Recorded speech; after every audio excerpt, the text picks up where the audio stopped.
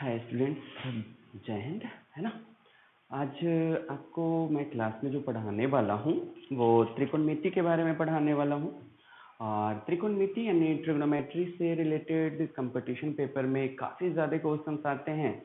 और जो बच्चे त्रिकोणमिति पे प्रैक्टिस नहीं करते हैं उनका ये पोर्शन छोड़ करके ही आगे बढ़ना पसंद करते हैं। तो ऐसा डर नहीं रखना है। सबसे पहले कंपटीशन में बहुत सारे बच्चे होते हैं तो डर नहीं रखना है। अब तो बहुत सारे इंजीनियर्स वगैरह भी देने लग गए हैं पेपर, तो उनके लिए ट्रिगो बहुत ही सिंपल पोर्शन बनता है, तो ये उनके पॉजिटिव मार्क्स बन के आते हैं। लेकिन मैथ्स में मैं आज जो बताने जा रहा हूँ ट्रिग्नोमेट्री त्रिकोणमिति, जो आप अगर सही से वॉच करो इसे तो काफ़ी आसानी से इसके क्वेश्चंस को सॉल्व कर सकते हो। बेसिक कॉन्सेप्ट मैं लेकर के चलूँगा और कुछ ऐसे वीडियोस ज़रूर डालूँगा रेगुलरली जिससे आपको ट्रिगो से रिलेटेड जो क्वेश्चंस हैं वो ज़रूर सॉल्व हो जाएंगे आने में, है ना। तो कुछ बेसिक मैं लेकर के चलता हूँ। तो त्रिकोणमिति में पाइथागोरस ने जो जैसा बताया था, तो स्टार्टिंग जो है वो हम सिर्फ 90 डिग्री के ट्रायंगल पर लेकर चलेंगे। 90 डिग्री के ट्रायंगल यानी राइट एंगल ट्रायंगल पर लेकर के चलेंगे। सारे को होते हैं, ये सारे एंगल्स पे होते हैं। 0 से लेकर के 360 डिग्री तक के एंगल्स बनते हैं। सर्कुलर भी होते हैं, बहुत सारी चीज़ें होती हैं।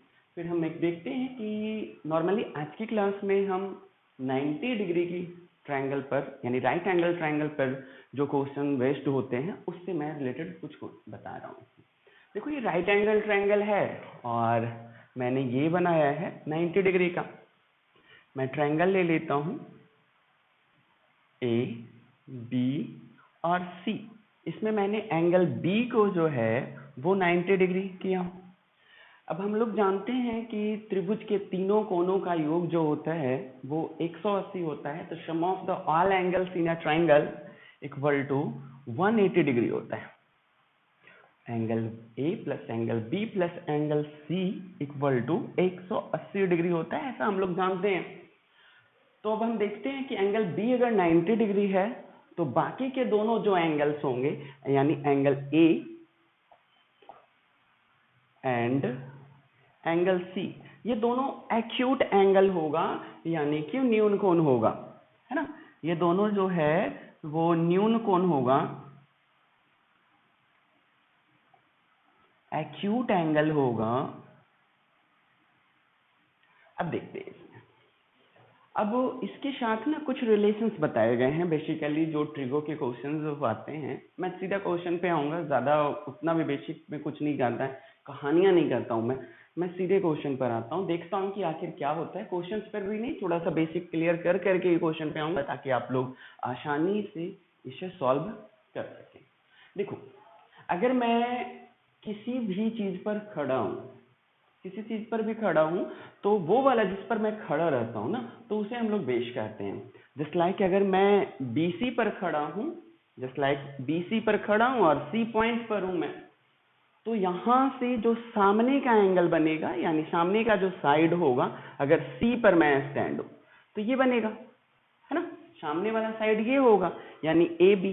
तो ए बी जो है वो परपेंडिकुलर होगा। परपेंडिकुलर को पी से डिनोट करेंगे।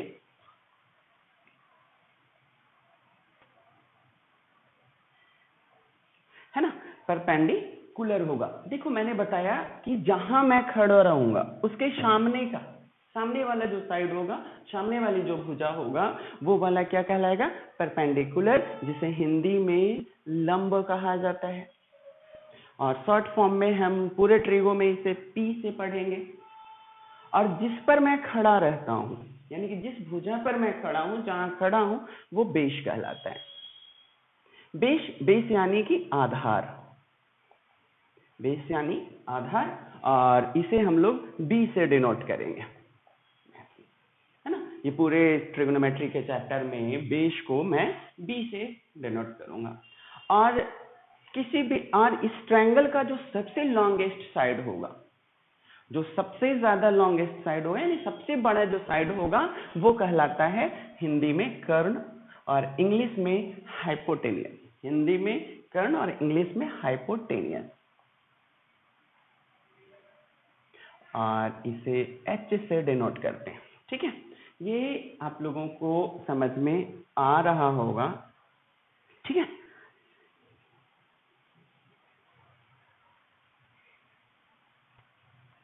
हाइपोटेनियस कर्ण एच से। देखो अभी बच्चा मैंने बताया आपको कि अगर मैं खड़ा हूं सी पर तो इसके सामने का जो साइड होगा वो क्या कहलाएगा, परपेंडिकुलर। और जिस पर खड़ा हूं उसे क्या कहेंगे, बेस। और जो सबसे बड़ी वाली जो साइड है, सबसे बड़ी वाली जो भुजा है, उसे हम लोग क्या कहते हैं, कर्ण कहते हैं, यानी हाइपोटेनियस कहते हैं। देखो अगर यहां खड़ा हो जाता हूं, इस वाले पर खड़ा हो जाता हूं, तो इसके सामने का साइड क्या हो जाएगा, सामने का साइड BC है, यानी कि ये परपेंडिकुलर हो जाएगा। देखो अगर हम इसमें कहते हैं, देखो यदि मैं A पर हूं, है ना, तो A के सामने की भुजा, A की सामने की भुजा क्या हो जाएगा, BC। तो BC जो है वो क्या हो जाएगा, परपेंडिकुलर हो जाएगा। ये चीजें ध्यान देना है बेटा, है ना। इसमें थोड़ा सा प्रॉब्लम कर देते हैं, बेस इधर और परपेंडिकुलर इधर उधर हो जाता है, तो उससे समझ में नहीं आता है। लेकिन मैंने यहाँ पर लिखा है आपको, यदि मैं A पर हूं तो A के सामने की भुजा, यानी A के सामने की भुजा BC है, और BC जो है वो परपेंडिकुलर का होगा। यानी कि if I stand at A, therefore in front of my eyesight, BC is the perpendicular side of the right angle triangle। अब देखो इसमें अगर मैं एक चीज और देखता हूं, और A पर मैं हूं, A पर मैं हूं, है ना, कहा हूं, A पर हूं, तो A से जो बना हुआ साइड है वो वाला AB क्या हो जाएगा, बेस हो जाएगा इसका, अगर मैं A पर हूं तो, है ना। लेकिन अगर मैं चेंज करता हूं, अपने आप को चेंज कर देता हूं, जस्ट लाइक इसी क्वेश्चन पर, इसी फिगर में अगर मैं रहता हूं, कहां पर, यदि मैं C पर हूं, ठीक है, यदि मैं C पर हूं तो C के सामने की भुजा क्या हो जाएगी बेटा, ये वाला हो जाएगा, तो क्या हो जाएगा, AB। तो C की सामने की भुजा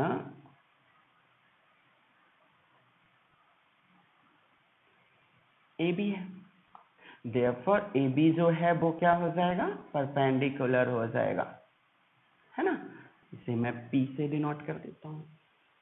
और कहां पर था, मैं C पर था, है ना।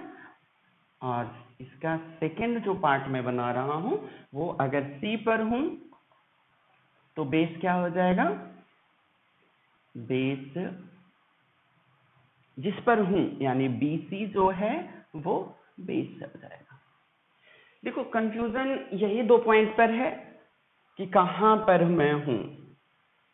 अगर मैं C पर हूं तो सामने की भुजा AB है, यानी AB जो है वो आपका परपेंडिकुलर हो जाएगा। अगर मैं C पर हूं तो किस पर हूं, तो BC पर है, यानी BC जो है वो बेस हो जाएगा।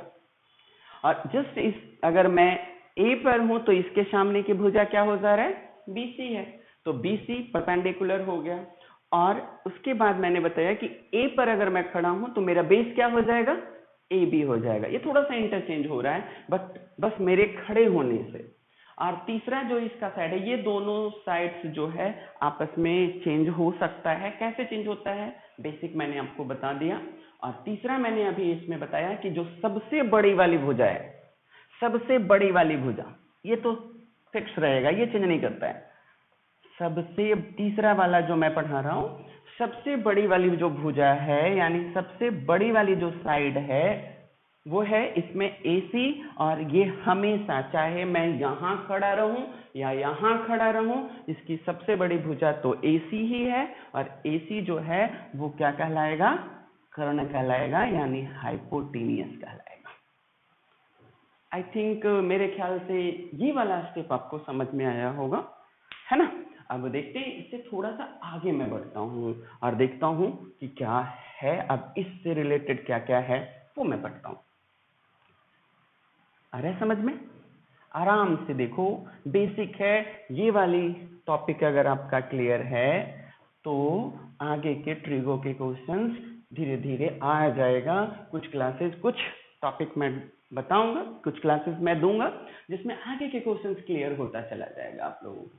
आई थिंक अभी जो मैंने पढ़ाया कि क्या बेस है और क्या परपेंडिकुलर है, कैसे बेस को देखते हैं और कैसे परपेंडिकुलर को, ये आपको समझ में आ गया होगा। मैथमेटिशियन थी तो स्टार्टिंग में इसके साथ 6 रिलेशन को बेस्ड किया है, 6 रिलेशन बेस्ड किया है और उसके बाद इसके कुछ क्वेश्चंस को बेस्ड किया है। तो 6 रिलेशंस यानी इसके जो 6 संबंध हैं, पहला उन्होंने बताया है साइन के बारे में। देखो अब अगर हम कहीं भी खड़े होंगे और देखते हैं सामने में तो कुछ एंगल बनाते हैं यानी कोण बनाते हैं, कहीं भी खड़े रह जाएं। अगर मैंने सी पर खड़ा है, अगर मैं सी पर खड़ा हूं तो सी से सामने की तरफ देखूंगा तो कुछ ना कुछ एंगल बनेगा, तो कुछ ना कुछ जो एंगल बनता है उसे मैंने थीटा ले लिया है। जो कोण बन रहा है, सी पर मैं खड़ा हूं और जो कोण बन रहा है यानी एंगल जो बन रहा है उसे मैंने क्या ले लिया है, theta. I stand at C and the angle, है ना, जो बन रहा है उसे हम लोग क्या कहेंगे, थीटा कहेंगे। अब देखते हैं इसमें पहला उन्होंने बताया मैथ्स में साइन थीटा, है ना। तो साइन थीटा यानी सी पर हूं मैं तो इसे हम लोग ये भी लिख सकते हैं साइन सी, ठीक है। थीटा तो मैंने एंगल बना दिया है, इसका एंगल मेजरमेंट सोच लिया है ऐसा इसलिए लिख दिया हूं, अदरवाइज इसका साइन सी ही लिखता है मैं। तो साइन थीटा को मैंने साइन सी किया है, ठीक है।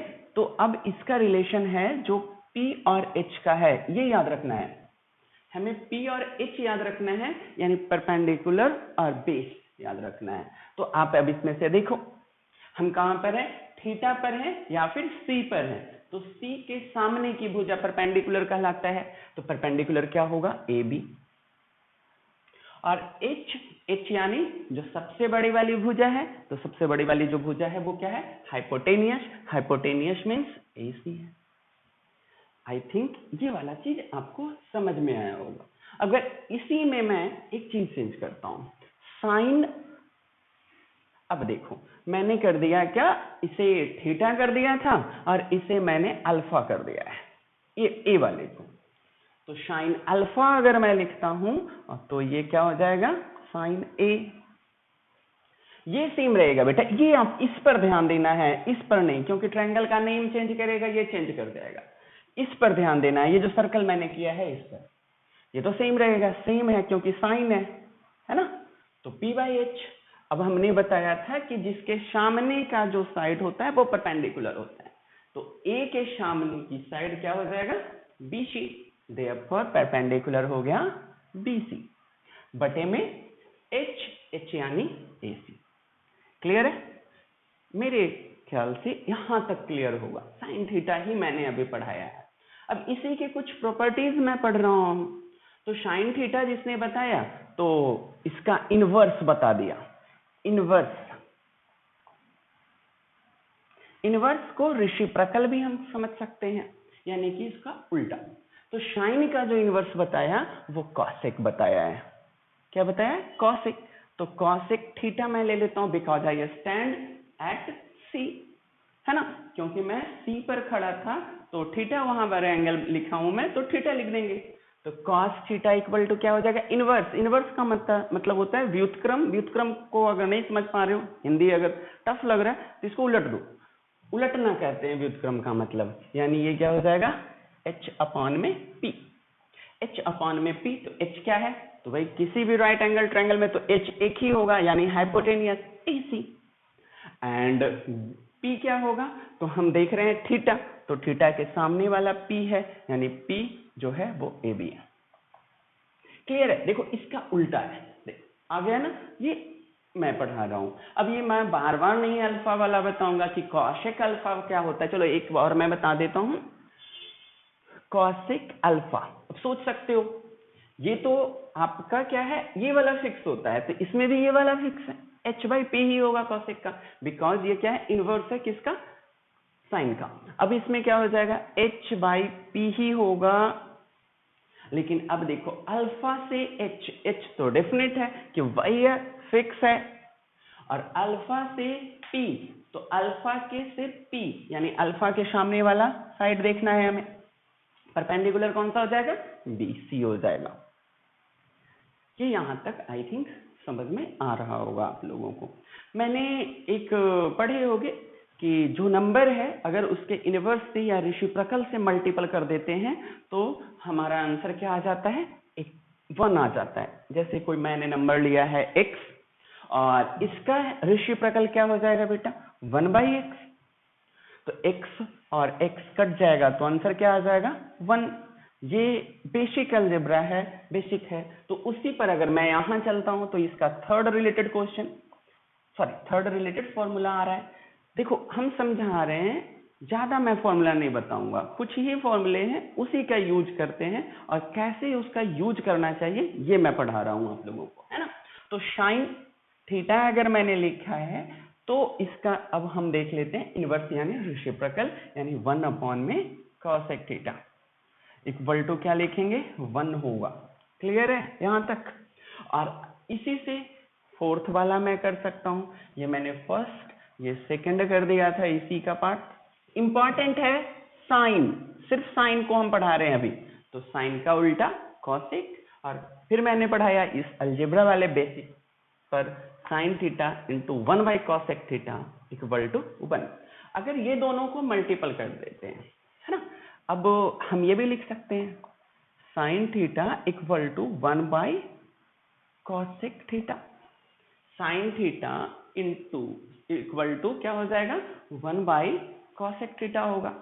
कोई प्रॉब्लम है आप लोगों को तो समझा दो, है ना। अब सॉरी बेटा, यहाँ पर मैंने cosec लिख दिया है, 1/sin होगा, है ना, साइन कटेगा तो 1 आएगा। अब हम लोग क्या लिखेंगे, 1/sin को क्या कर देंगे, 1/cosec लिख सकते हैं। और इसी से एक और फॉर्मूला आ जाएगा आप लोगों का,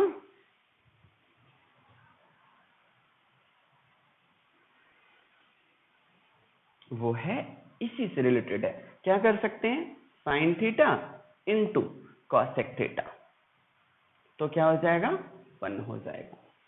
साइन थीटा, आपको सिर्फ साइन थीटा मैंने समझाया है। सेकंड है आपका जो मैथ्स में सेकंड जो इसका रिलेशन बताया है मैथमेटिशियन ने, वो मैं बता रहा हूं, और वो है आपका कॉस थीटा। क्लियर है, कॉस थीटा है, और कॉस थीटा वहां से देख लेकर के बनाएंगे, या फिर इसका रिलेशन हम ये वाला बता रहे हैं जो है d/h, ये वाला हमें याद रखना है। तो भाई थीटा का b यानी बेस, यानी थीटा जो है वो c है, c का बेस क्या है, तो bc है, और h यानी ac, तो कंफर्म वही रहेगा। ये आई थिंक क्लियर हो गया होगा। हमें इससे क्या करना है, जो मैं सर्कल किया हूं वो याद करना है ना। कॉस थीटा का क्या हो जाएगा, इनवर्स सेक थीटा होता है, तो सेक थीटा इक्वल टू क्या होता है, इनवर्स, यानी इसका उलट देना है, h/b। क्लियर है। अब हमें ये वाला याद रखना है, बस जो हम सर्कल कर रहे हैं और जिसके सामने कर रहे हैं उसी का रिलेशन याद करना है। h तो सेम वही है, h क्या है आपका, सेम वही है, यानी ac है। और बेस क्या है बेटा, तो ये बेस क्या है आपका, सॉरी h ac हो गया, और बेस देखो थीटा से यानी bc हो जाएगा। क्लियर है। देखो इसका इनवर्स आ रहा है, उल्टा आ रहा है।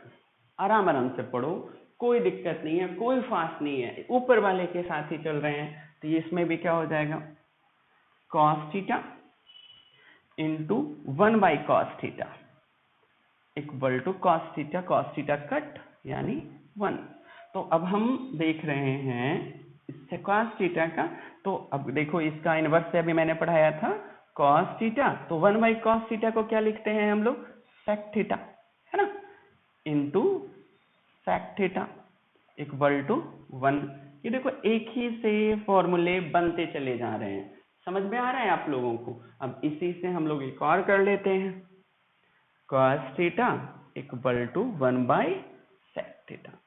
देखो कोई दिक्कत नहीं है, अगर नहीं समझ में आ रहा है तो थोड़ा टाइम देते हैं, टाइम देंगे इस पर कि सर क्या रहे हैं।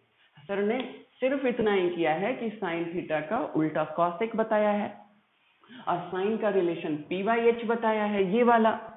अगर ये याद है तो सर ने एक चीज ही बोला था कि साइन का उल्टा होता है क्या, कॉसेक होता है ना, इनवर्स जो है वो कॉसेक होता है। तो सेम उसी तरीके से मैंने कॉस का बताया है तो कॉस का सेक बताया है। आई थिंक क्लियर होगा आप लोगों को यहां तक। आगे बढ़ते हैं थोड़ा सा। साइन और कॉस के साथ एक रिलेशन बताया है, मैं इसे बोर्ड को रब करता हूं एंड देयर आफ्टर मैं आगे बताता हूं। स्क्रीनशॉट लेना है आप ले लो, है ना। साइन और कॉस के साथ एक रिलेशन बनाया है और उसे पढ़ा देता हूं जिसे tan थीटा कहेंगे। क्लियर है?